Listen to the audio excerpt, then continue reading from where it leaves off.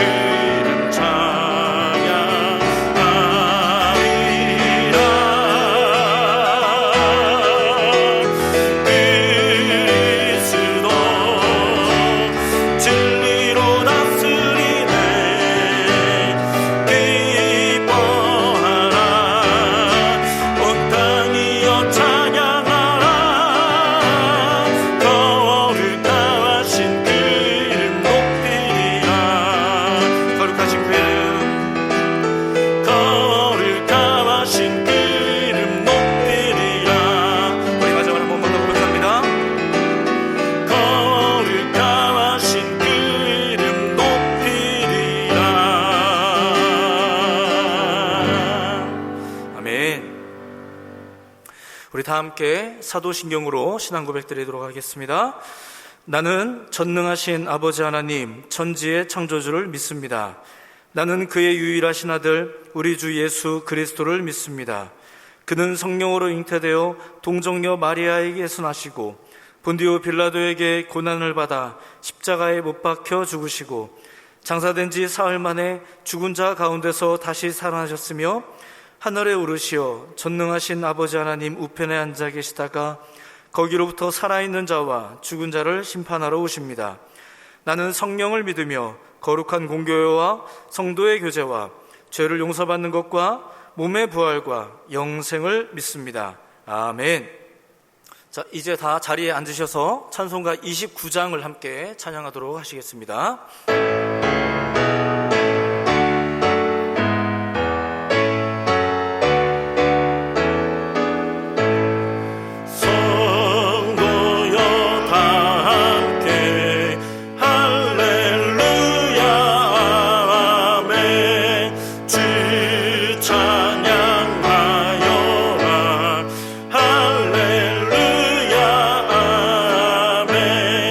주보좌 앞에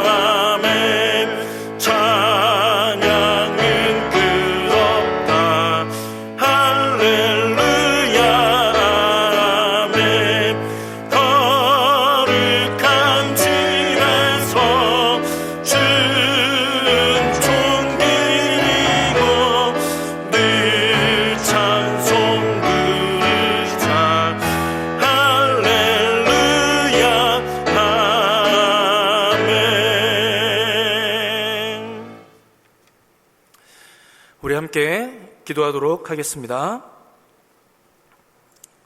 사랑과 은혜가 충만하신 아버지 하나님, 참으로 감사와 찬양과 영광을 주님께 올려드립니다.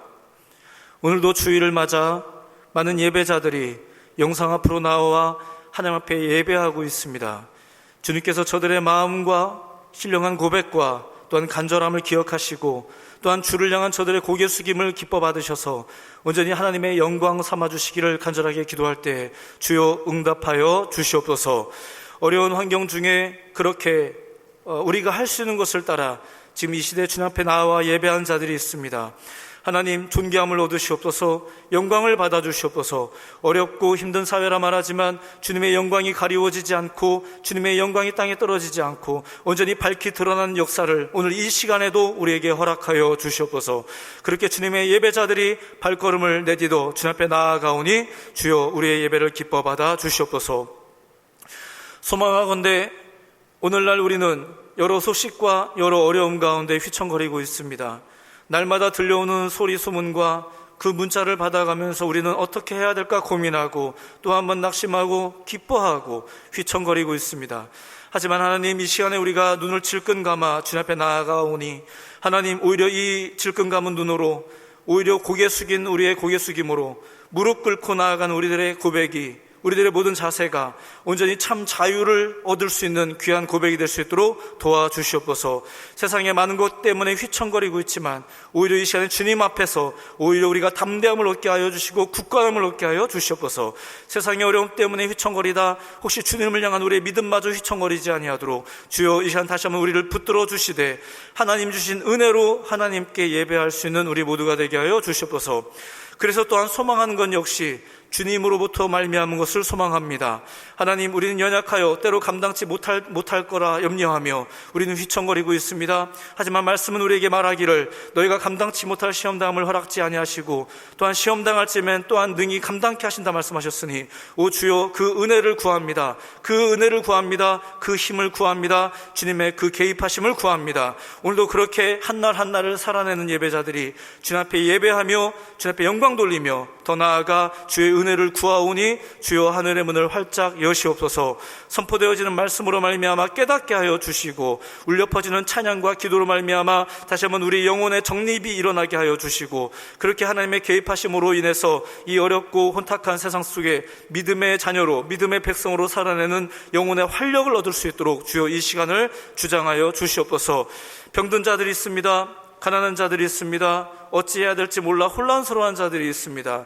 행여 자신의 판단과 자신의 생각으로 인하여 그릇됨 가운데 거한 자들이 있습니다. 주여, 이런 우리들의 이 세상을 긍휼히 여겨주시고 주의 백성들을 긍휼히 여겨주시고 이 시대를 긍휼히 여겨주셔서 살아계신 하나님의 임재를 더하여 주시옵소서. 오늘도 그렇게 그 믿음 가지고 예배하오니 주여 우리의 예배를 받아 주시옵소서. 세워주신 사자 목사님의 입술을 통하여 주의 말씀이 선포될 것입니다.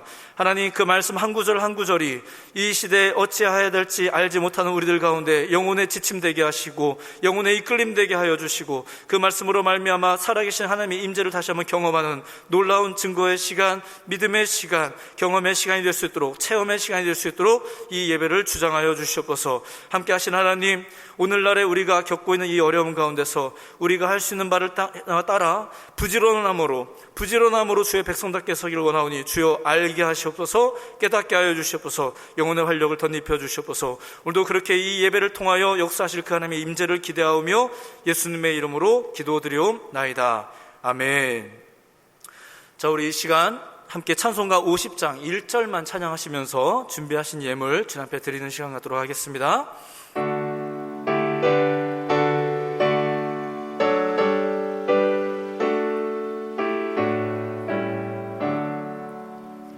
내게 있는 모든 것을 아낌없이 드리네. 사랑하고 의지하며 주만 따라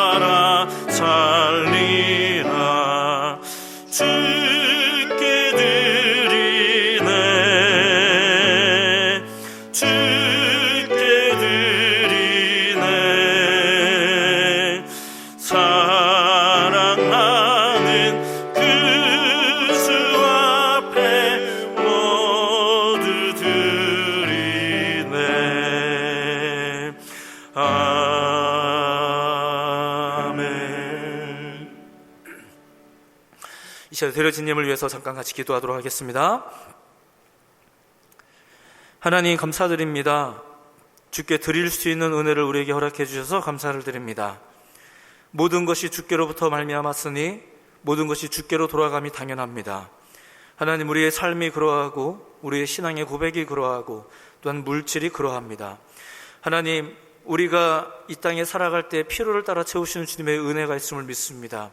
그러니 다만 우리는 먼저 그의 나라와 그의 일을 구하라 말씀하신 주의 명령을 따라 주님 앞에 이 시간에 드리기를 기뻐하며 주님의 것 주님께 드리며 나아갑니다. 물질을 그렇게 드리고 이 시간 우리의 마음과 정성을 그렇게 올려드리고 이 시간 우리의 고개 숙임을 그렇게 주님께 드립니다. 하지만 마땅히 너에게 있어야 될 것을 아신다 말씀하신 주님께서 이 시대의 어려운 가운데 또한 살아내며 또한 주님께 드리며 기쁨으로 고백하며 나아가는 주님의 예배자들을 주여 굽어 살피시옵소서. 그리하여 저들의 필요를 따라 물질도 건강도 신앙의 고백도 영혼의 여유도 주님 더하여 주시옵소서. 이 시간에 그렇게 주님께 드려진 것 흠양하여 주시되 또한 드린 자들의 영혼의 고백을 주여 기뻐 받으셔서 또한 저들의 삶을 굽어 살피셔서 주의 은혜가 더하고 더하는 은혜를 이 시간에 허락하여 주시옵소서. 오직 모든 영광이 주님께 돌아가기를 소망하며 예수님의 이름으로 기도드리옵나이다. 아멘.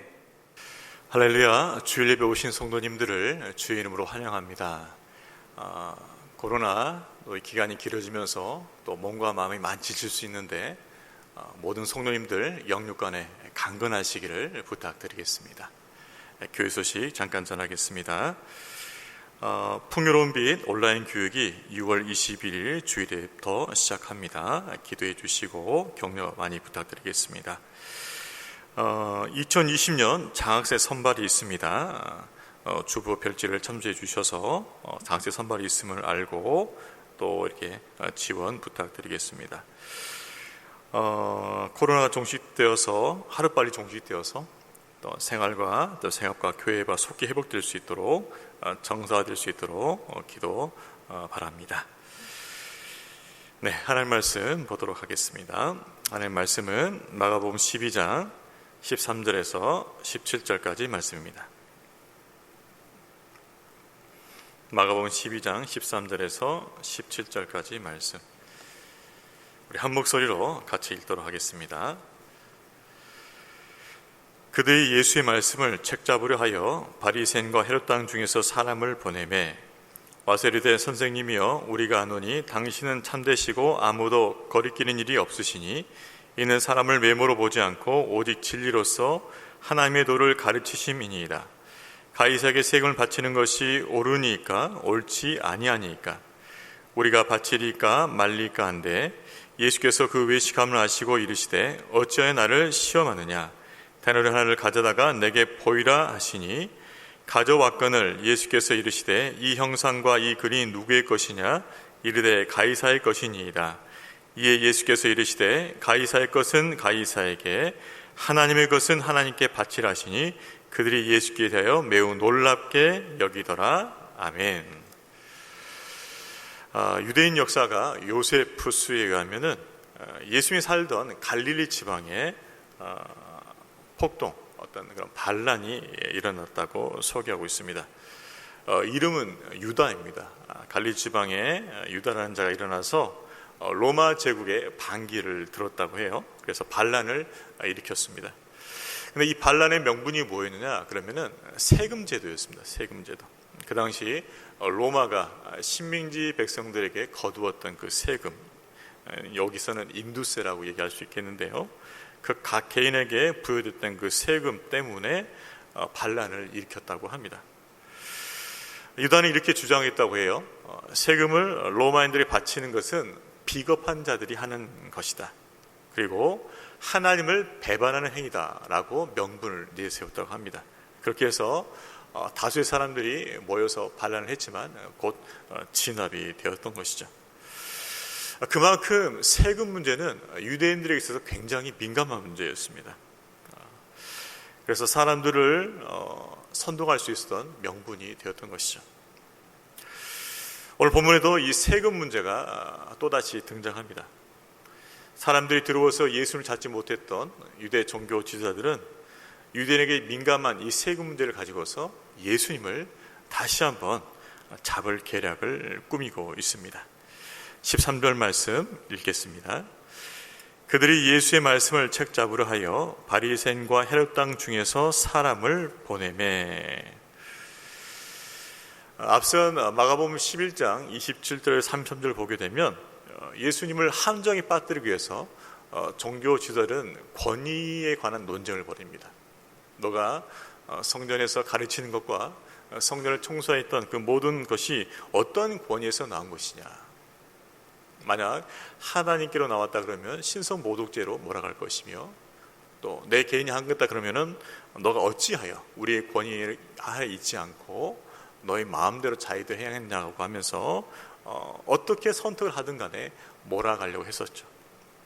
자, 똑같은 방식을 이 본문에서도 하고자 하는 것을 보게 됩니다.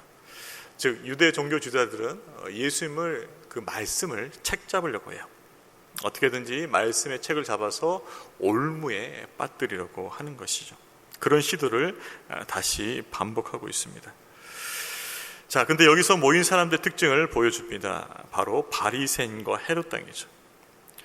바리새인과 헤롯 당, 이 두 파는 정말 대립되는 집단입니다.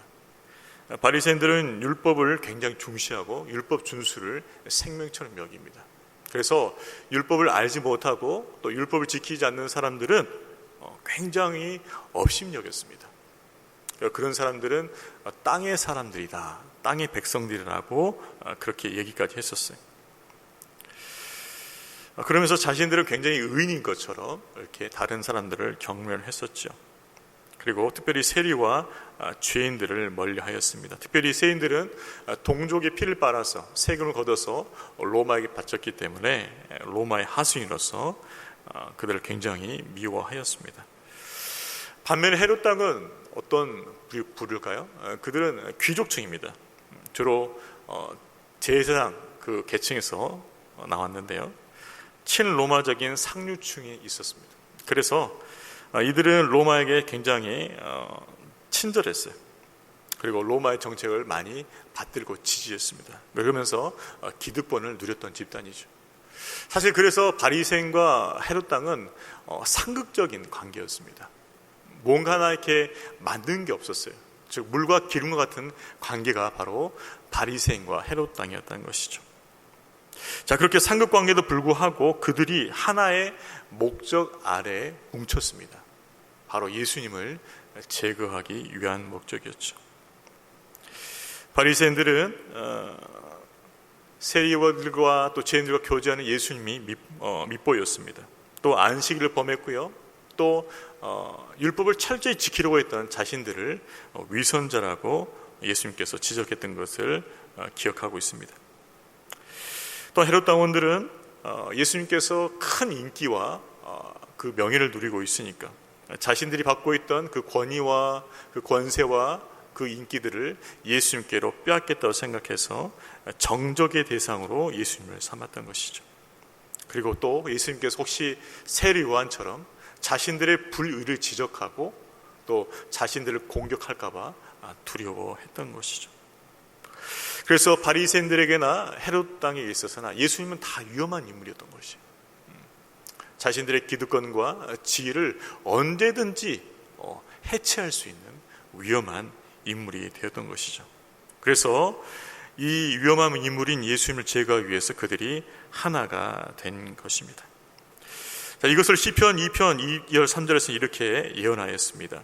세상의 군환들이 나서며 관원들이 서로 꾀하여 여호와와 그의 기름 부음 받은 자를 대적하며 우리가 그들의 맨 것을 끊고 그의 결박을 벗어버리자 하도다. 세상의 지도자들이, 관원들이 모여서 예수님을 대적할 것을 미리 시편에서 예언하는데 그 예언대로 이루어지고 있는 형국이라는 것이죠. 여러분, 유대 종교 지도자는요, 끊임없이 예수님을 함정에 몰아넣고 올무에 넣으려고 하고 있습니다. 끊임없이 넘어뜨리려고 시도하고 있다는 것이죠. 그렇습니다. 사단은요, 예수님뿐만 아니라 예수를 믿고 따르는 성도들에게요, 끊임없이 공격하고 넘어뜨리려고 합니다. 사단은 한번 공격하고 그래서 그 공격 가운데서 잘 이겨내면은 다시 공격하지 않고 물러서는 법이 없습니다. 끊임없이 공격해요. 집요합니다. 지금 이 종교 지도자들이 집요하잖아요. 권위 논쟁에서 지니까 이제는 세금 문제를 가지고서 예수님에게 옮을 노리는 것이죠. 끊임없이 집요하게 공격한다는 것이. 여러분, 우리가 보통 이런 말 쓰죠. 힘들어도 정신줄 놓으면 안 된다. 정신줄 놓으면 안 된다. 왜요? 정신을 놓으면은 실수할 수 있고 어려움을 당할 수 있기 때문이죠. 그런데 정말 이 말씀은 영적으로 적용이 돼요. 우리가 영적으로 깨어있지 못하고 긴장감을 늦추게 될 때 죄와 사단이 그 틈을 타고 들어온다는 것입니다. 과거에 내가 한번 이겼다고, 근데 과거에 내가 정말 영적으로 충만하였다고 지금 죄와 사단의 공격이 없다고 말할 수 없는 것이에요. 왜요? 사단은 항상 틈을 노리기 때문입니다. 특별히 마음과 생각을 통해서 죄된 유혹과 시험이 찾아올 수가 있어요. 특별히 지금 코로나 장기화로 말미암아서 우리 성도들의 마음이 많이 지칠 수 있습니다. 마음이 많이 힘들 수 있어요. 또 어떻게 보면 좀 방치된 시간들이 있을 수 있어요. 여러 가지 어떤 빈틈이 생길 수 있다는 것이죠. 힘들고 낙심된 마음이라든가 또 그냥 방치된 어떤 그런 시간들이 있을 수 있다는 거죠. 자, 그런 방치된 마음, 그런 방치된 시간을 통해서 죄된 마음과 죄된 생각이 틈을 타고 들어올 수 있는 것입니다.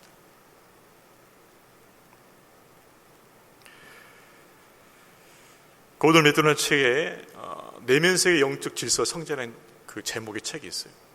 그 책에 보면 이런 말이 나와요. 방치된 시간, 또 방치된 마음 가운데 그것들은 우리의 연약함으로 흐른다는 거예요. 우리의 연약함으로. 쉽게 넘어질 수 있는, 우리가 쉽게 죄에 넘어지는 바로 그곳에 흐른다는 거예요. 그래서 우리 마음을 방치한다거나 우리 시간을 방치해 놓으면 우리에게 가장 연약한 그곳에 사단이 틈을 타고 들어온다는 거예요. 그래서 우리를 넘어뜨린다는 것입니다. 여러분, 깨어있길 바랍니다. 마음과 생각을 죄와 사단에게 주지 않길 바랍니다. 깨어서 강건하길 바랍니다. 강건하여서 승리하길 바랍니다. 그래서 더 깨어서 기도하고 말씀을 봐야 되는 거예요. 몸이 피곤하니까, 마음도 지치니까, 그래, 좀 이렇게 좀 편하게 해보자. 그런 마음 가질 때가 위험하다는 것이죠. 오히려 이런 때일수록 더욱더 주님 앞에 나아가고 기도와 말씀으로 깨어있는 성도들 되시기를 주의 이름으로 축원합니다. 더 깨어 있으십시오. 자, 이제 바리새인들과 헤롯 당이 모였습니다. 모여서 이제 본격적으로 예수님을 시험하며 예수님께 공격을 하죠. 근데 이들의 방식이 굉장히 교묘해요. 굉장히 교묘합니다. 처음부터 이렇게 나를 딱 세워가지고 바로 비수를 꼽는 방식이 아니라 예수님의 마음을 굉장히 느긋하게 만드는, 어떻게 보면 보통 사람이라면 그 마음에 자만이 들어갈 수 있는 그런 방식을 선택을 해요. 어떻게 했을까요? 14절 말씀 읽어봅니다. 와서 이르되 선생님이여 우리가 아노니 당신은 참되시고 아무도 꺼리끼는 일이 없으시니 이는 사람을 외모로 보지 않고 오직 진리로서 하나님의 도를 가르치심이니이다. 여기까지요. 예수님을 시험에 빠뜨리고 공격하기 앞서서 그들은 예수님을 칭찬합니다. 칭찬해요. 당신은 참되십니다. 그리고 아무도 외모로 보지 않으시고 오직 진리를만 가르치시는 진실한 분이십니다라고 예수님을 칭찬해요. 사실 그들의 마음은 이런 생각은 없었습니다. 그러나 의도적으로 예수님을 지켜 올리는 것이죠. 예수님은 내적 속성에 있어서 참되시며 또 외적 행동에 있어서도 오직 진리만을 가르치시며 무엇보다도 사람을 가리지 않는 분이십니다. 당신은 진리를 가지고서 어떤 사람에게든지 그 진리를 가르칠 수 있는 그런 정직한 분이십니다라고 얘기하는 거죠. 자, 이 말의 속뜻은 무엇일까요? 그것은 당신은 진리의 사람이기 때문에 누구 앞에서는 진리를 외칠 수 있습니다.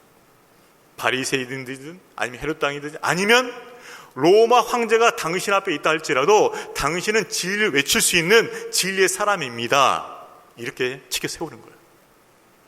그렇기 때문에 이후에 우리가 물을 문제에 대해서 당신은 로마 황제를 두려워하지 않고 말할 수 있어야 합니다라는 것이죠. 굉장히 교묘한 아부입니다. 일단은 당신은 진리 사람입니다.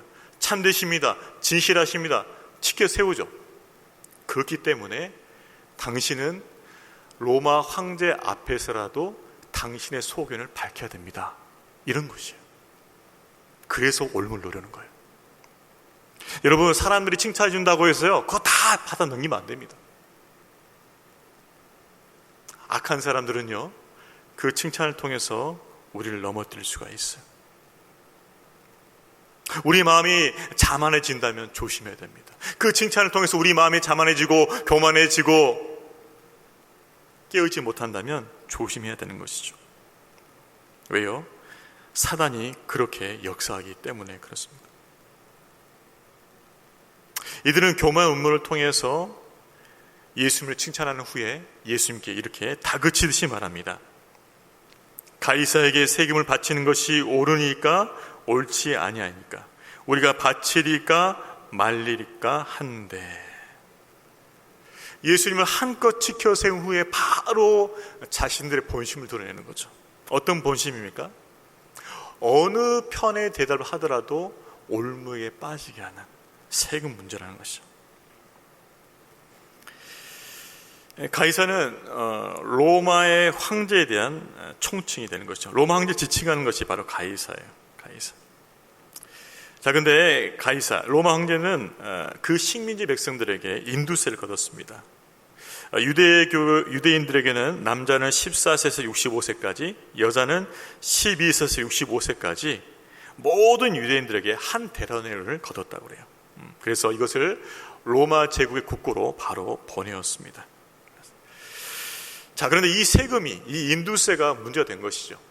로마의 이 인두세가 하나님의 서민 이스라엘 가운데서 이것을 내는 것이 맞는 것인가 맞지 않는 것인가, 그런 논쟁이 벌어졌다는 것이죠. 뜨거운 감자였다는 것이죠. 종교지열 사이에서도 바리새파들은 내면 안 된다, 헤롯 당은 내도 된다, 이렇게 갈려 있었던 것이죠. 민감한 이슈였습니다. 결국 이들의 의도는 무엇일까요? 만약 예수님께서 세금을 납부하면 안 된다라고 얘기했을 때는 어떻게 됩니까? 바리새파를 들은 것 같아요. 그렇지만은 이 말을 가지고서 헤롯 당이 로마 제국에 고소할 수 있는 빌미를 주게 됩니다. 자, 그럼 반대로 세금을 낼 수 있다라고 얘기하면 어떻게 될까요? 그러면 이제 바리새파들이 그 말을 인용을 해서 일반 백성들에게 퍼뜨린 거죠.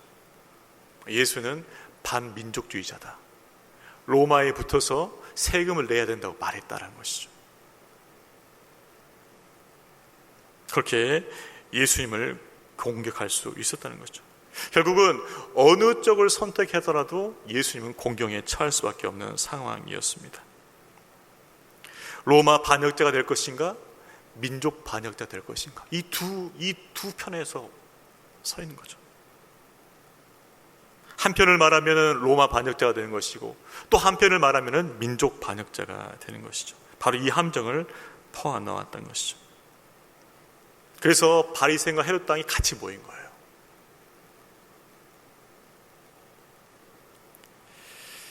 생태적으로 어울릴 수 없는 집단들이 모여서 예수님을 고소하기 위해서 그들이 모략을 짰던 것입니다.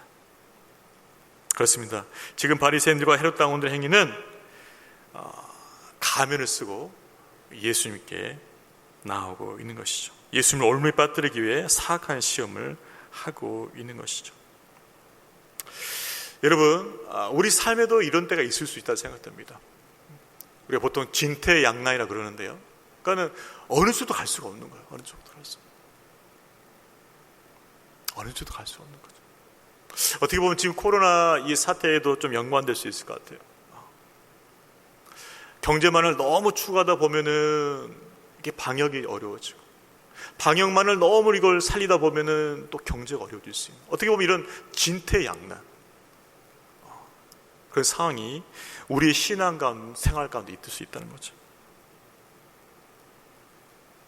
자, 그럴 때 우리는 어떻게 될까요? 어느 한쪽을 분명히 선택하면은 분명히 다른 쪽에서 비난과 정죄가 올 수밖에 없는, 그쪽에서 큰 손해가 있을 수밖에 없는 그런 상황에서 우리는 어떻게 될까요? 시편 50편 15절에서 이렇게 말씀하고 계십니다. 환난 날에 나를 부르라. 내가 너를 건지리니 내가 나를 영화롭게 하리로라. 환난 날에 나를 부르라. 여러분, 우리가 어떻게 할 수 없는, 꼼짝달싹한 그 상황 속에서 우리가 할 수 있는 게 무엇일까요? 그것은 환난 날에 하나님을 부르는 것입니다. 하나님을 부르는 것밖에 없어요. 그리고 그분의 구원을 바라보아야 합니다. 사무엘상에 보면 다윗이 사울의 그 추격에 쫓기다가 너무 지쳐가지고 블레셋 땅으로 넘어갔다는 것이 나와요. 블레셋 땅에서 1년 4개월 정도 지냅니다. 그때 아기스 왕, 즉 블레셋의 아기스 왕 휘하로 들어갑니다. 그래서 시글락이라는 그 성을 얻고 거기서 지내요. 그렇게 지내던 중에 큰 위기를 맞이하게 됩니다. 어떤 위기였냐면은, 이제 블레셋이 이제 사울과 이스라엘 백성과 전면전을 벌이려고 해요. 그때 아기스 왕이 다윗에게 용병을 청합니다. 네가 와서 날 도와줘야겠다. 그동안 아기스 왕이 휘하에 있었기 때문에 다윗은 거절할 수가 없는 거죠. 만약 이것을 거절하게 되면 충성심을 의심받게 됩니다.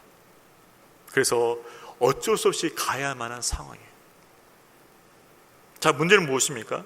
만약 가서 블레셋 군대들과 함께 이스라엘 군대가 싸우게 되면 어떤 일이 벌어져요? 이제 이스라엘의 적이 되어버리는 거예요. 다윗이 이스라엘과 싸웠다 치면은 이스라엘의 적이 되어지고, 나중에 그는 이스라엘의 왕이 될 수 있는 명분을 갖지 못합니다. 왜요? 과거 이스라엘을 쳤기 때문이죠.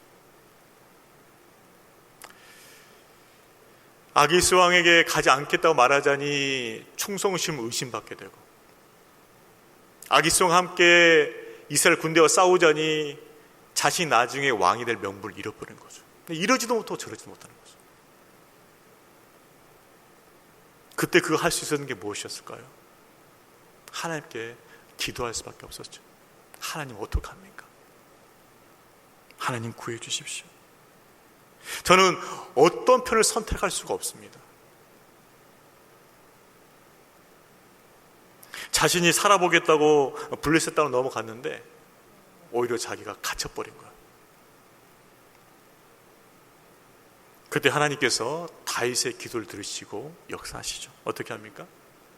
아기스 왕과 함께 갔던 그 블레셋 군중들이 다윗을 보더니 다윗을 함께 데려가면 안 된다는 거예요. 만약 다윗이 마음이 변해서 나중에 전쟁하다 우리를 치면 어떡하겠냐, 우리를 치고 나서 다시 이스라엘 군대로 돌아가면 어떡하겠느냐. 아무리 아기스 왕이 다윗의 충성심을 보증해도 안 된다는 거예요. 결국 다윗은 아기스 왕 명령에 의해서 시글락으로 돌아가게 됩니다.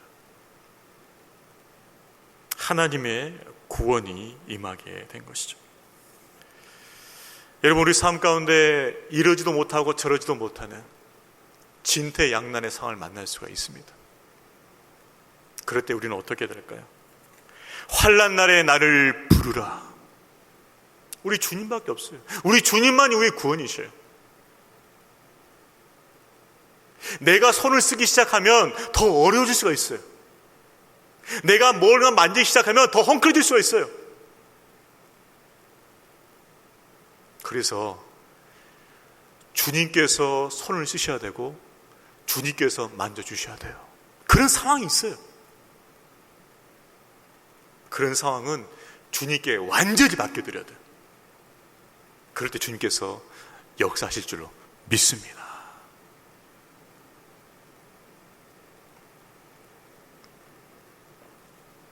예수님이 그런 상황을 맞이하셨죠. 그러나 예수님은 하나님이셨기 때문에 이 상황을 그분의 지혜로 돌파하십니다.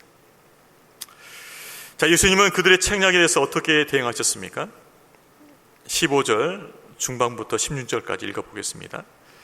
예수께서 그 외식감을 하시고 이르시되 어찌하여 나를 시험하느냐? 대나리 하나를 가져다가 내게 보이라 하시니 가져왔거늘 예수께서 이르시되 이 형상과 이 글이 누구의 것이냐? 이르되 가이사의 것이니이다.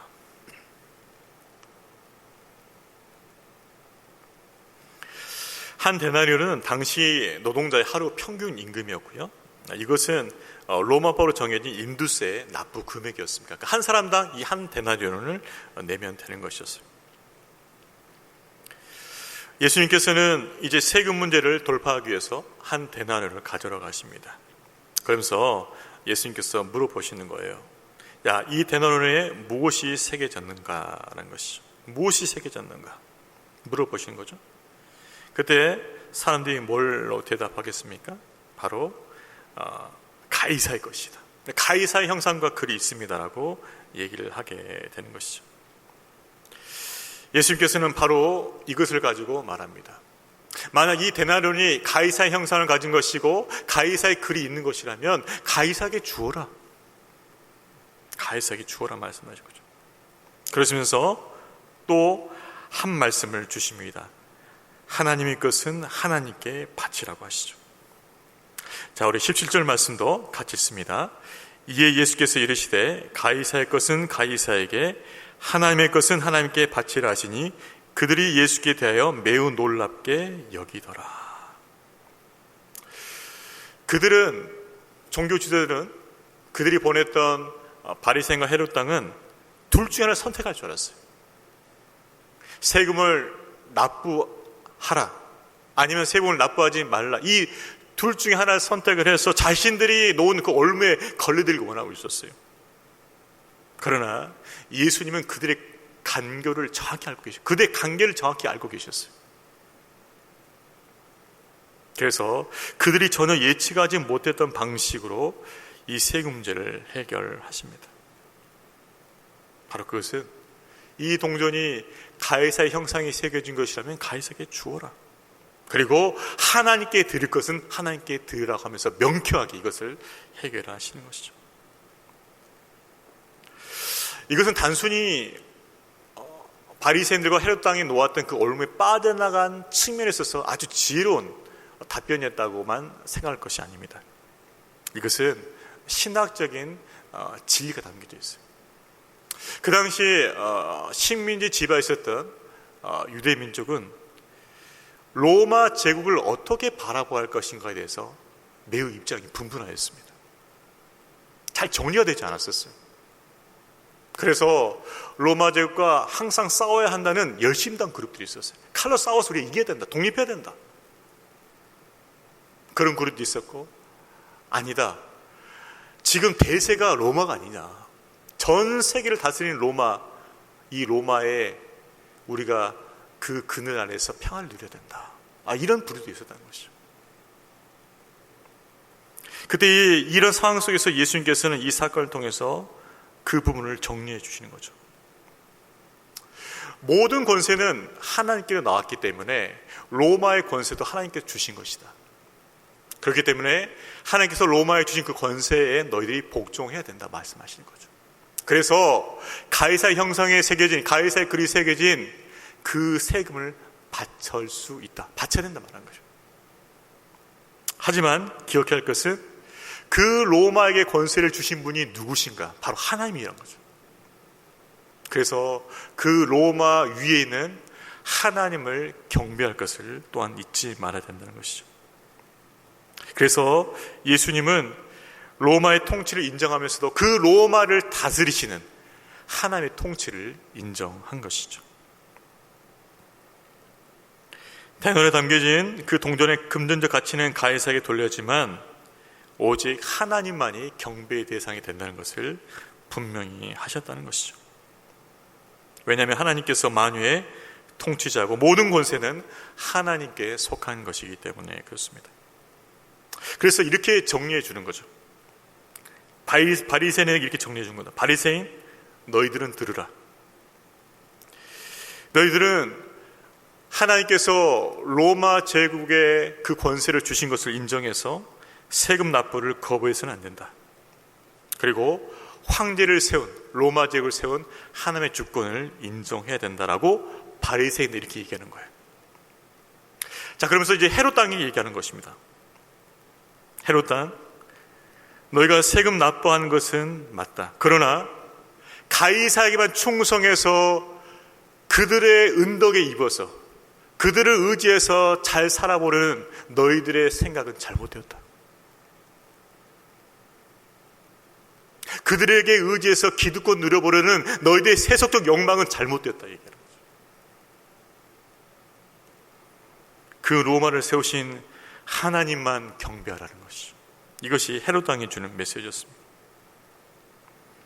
결국 이방 통치자를 세워서 세상 질서를 유지하시는 하나님의 섭리를 인정하되 궁극적 통치자는 하나님 한 분밖에 없다는 것을 분명히 알라는 것입니다. 그래서 통치자, 그 로마 황제와 하나님의 관계를 분명하게 인식을 하고 분명하게 정립을 하고 신앙생활을 하라는 것이죠. 여러분, 하나님께서는 우리에게도요 나라와 통치자를 허락하셨습니다. 그걸 인정해야 돼요. 그리고 그 나라와 통치를 인정하면서 우리가 또 그 의무를 이행해야 되는 것이죠. 그렇지만 그 나라와 통치를 세우신 하나님만 우리는 경배해야 됩니다. 바로 이것이 신앙인의 모습이라는 것이죠. 자, 그렇다면 마지막으로 생각할 것은 이것입니다. 자, 그렇다면 가이사의 것은 가이사에게, 하나님의 것은 하나님 것이라고 하나님께 돌리라고 말씀해 주셨는데, 그러면 가이사의 것, 즉 가이사 형상과 그리 새겨진 그 동전 데나리오는 가이사에게 주면 되지만 하나님의 것은 뭐냐는 거예요. 하나님의 것은 하나님께로 돌리라고 말했는데 하나님의 것은 뭐냐는 거죠. 여러분, 데나리온에는 가이사의 형상과 글이 새겨져 있습니다.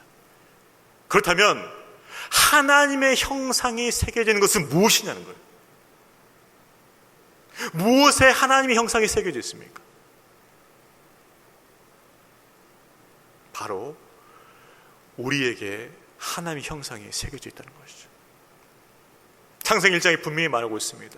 우리의 형상을 따라 인간을 만들자는 것이죠. 삼위 하나님께서 하나님의 형상을 따라서 인간을 만드셨다는 거죠.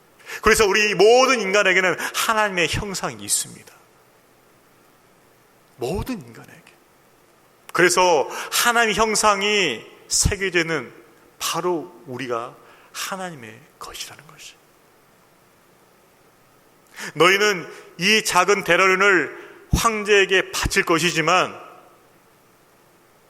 너희 자신이 하나님 것을 알아서 너희의 생명을, 너희의 삶을 하나님께 드리라는 것입니다. 바로 이것이 하나님을 경배하는 것이에요. 동전은 하나님 황제 형상에 새겨졌어서 그 동전을 황제에게 돌리면 되겠지만 우리에게는 하나님 형상이 새겨져 있기 때문에 우리 삶을 하나님 앞에 거룩한 산 제사로 드리라는 것입니다. 이것이 그분을 섬기는 신앙의 모습이라는 것이죠. 여러분, 우리에게는 하나님의 형상이 새겨져 있는 줄로 믿습니다. 그래서 우리가 하나님의 것인 줄로 믿습니다. 그래서 우리는 우리의 생명과 삶으로 그분께 영광을 돌려야 되는 것입니다.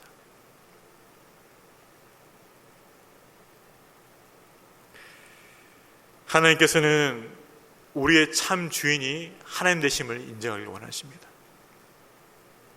그리고 그분께 우리의 삶을 드리기를 원하십니다. 여러분, 우리가 신앙의 연단을 받을 때요, 특별히 고난 가운데서 연단을 받을 때 하나님께서 우리에게 깨워주시는 그 신앙의 진리가 있어요. 교훈이 있어요. 그게 무엇인지 아시나요? 그것은 하나님의 주권입니다. 하나님의 주권이요. 욥이요, 하나님께 허락하신 그 고난 가운데서 모든 것을 다 잃어버렸을 때, 모든 것을 다 뺏겼을 때 그는 이렇게 고백합니다. 주신 이도 하나님이시요 가져가신 이도 하나님이시니. 하나님의 주권을 철저히 인정합니다. 여러분, 저와 여러분의 삶 속에서도 하나님의 주권을 온전히 인정하고 우리의 삶을 주님 앞에 온전히 드릴 수 있는 믿음이 있기를 주의 이름으로 축원합니다. 하나님의 주권을 온전히 인정해야 돼요. 여러분, 지금 여러분이 지금 겪고 있는 이 상황이 여러분의 마음에 지금 들지 않으시죠? 이거 지금 내가 원하는 그림 아니시죠? 여러분이 원하시는 그림 아니시죠? 그런데요, 여러분이 원하지 않는 그림과 여러분이 원하지 않는 상황이라 할지라도 하나님의 주권을 인정해야 됩니다. 지금의 내 모습이, 지금의 내 형편이 여러분이 원하시는 그 모습과 형편이 아니시죠? 지금 내 계획도 되고 있는 것이 아니시죠? 그래도 하나의 주권을 인정해야 됩니다. 왜요? 우리는 그분의 형상을 가졌고 그분의 것이기 때문에 그렇습니다. 그렇지만 기억할 것은 그분은 선하고 인자한 분이시기 때문에 그분의 주권적인 계획을 가지고서, 그 선한 계획을 가지고서 우리를 인도하신 줄로 믿습니다. 그분의 주권을 인정하면서 그분의 선하신 계획을 신뢰하면서 그분을 따라가야 돼요.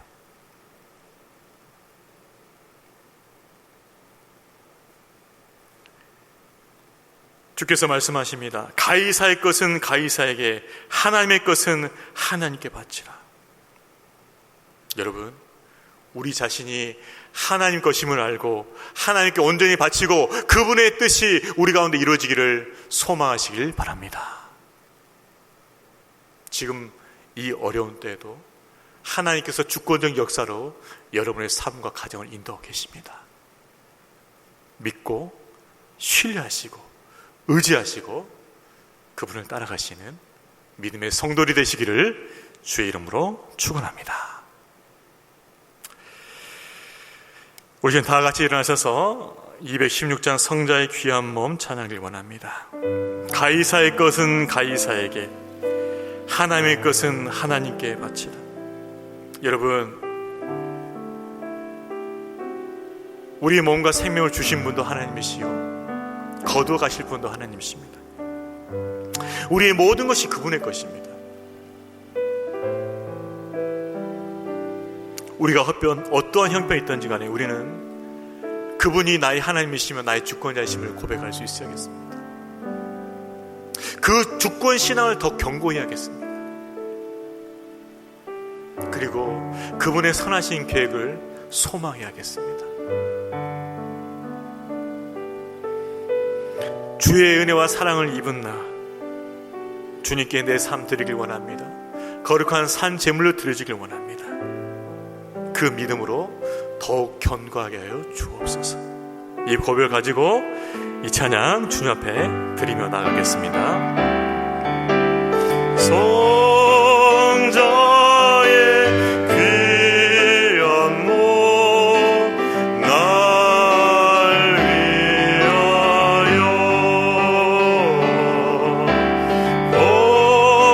버리신 그 사랑 고마워라.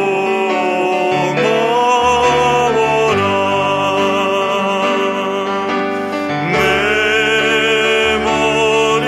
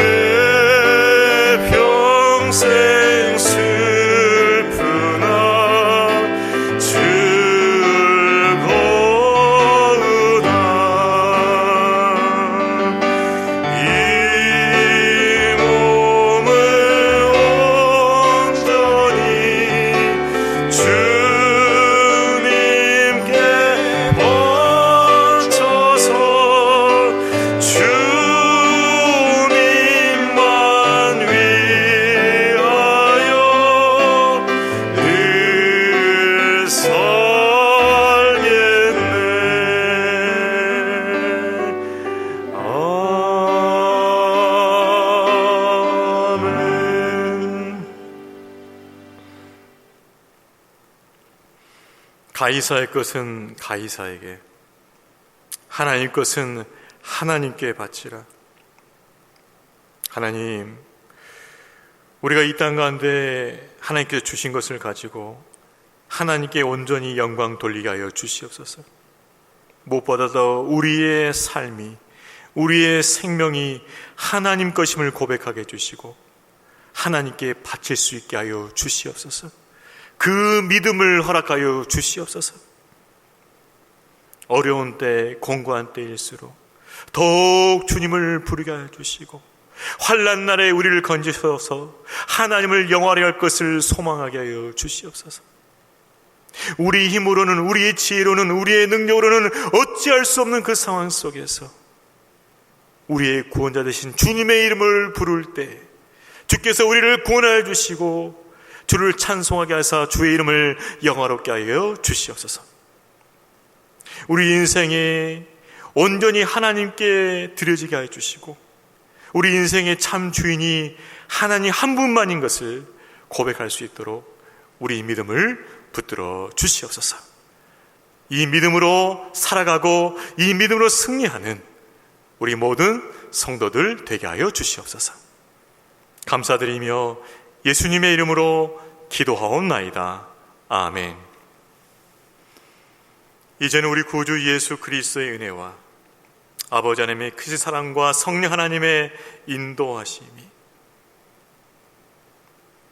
나의 생명, 나의 삶, 나의 모든 것이 하나님의 것임을 알고 하나님께 아낌없이 드리며 하나님이 원하신 뜻대로 살길 원하는 여기 모이는 하나님의 자녀들 머리 위에 그 하나님의 뜻을 받들어서 열방 가운데 주의 사랑을 증거하고 계시는 선교사님과 그 가정과 사역 위에 이제로부터 영원토록 함께 있을지어다. 아멘.